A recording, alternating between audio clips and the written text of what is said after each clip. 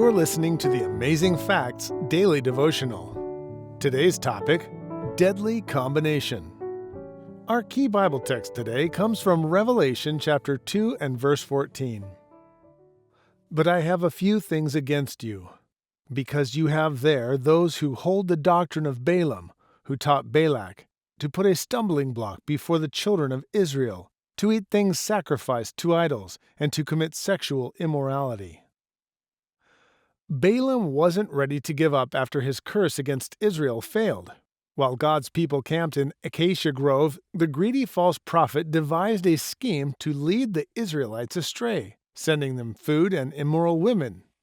His strategy was so successful that when the dust finally settled, 24,000 Israelites had perished, the most Hebrew deaths at one time in the wilderness.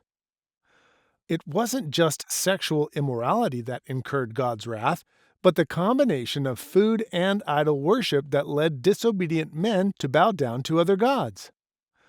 Uniting God's people with the people of the world, the mingling of true worship with false worship, has always been condemned with strong words from the Lord.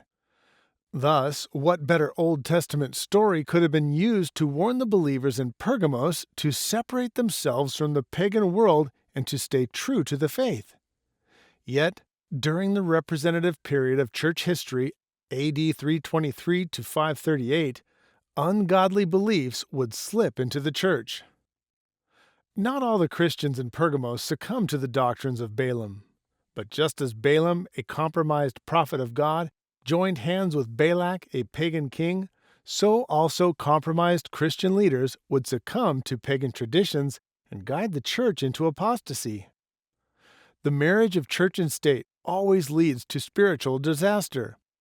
What may appear at first to be a powerful opportunity to exalt the church ends with the persecution of God's people and the exiling of his pure faith. Mixing truth with error is the way of Satan, and he doesn't give up so easily. We must be on constant guard, as this tactic is being utilized in the world today. See Revelation 13.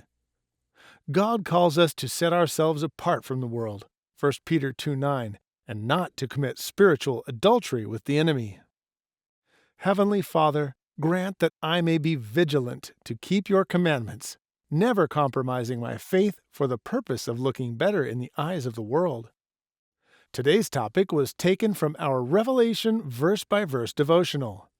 To purchase your own copy, please visit www.afbookstore.com. Thank you for listening to the Amazing Facts Daily Devotional.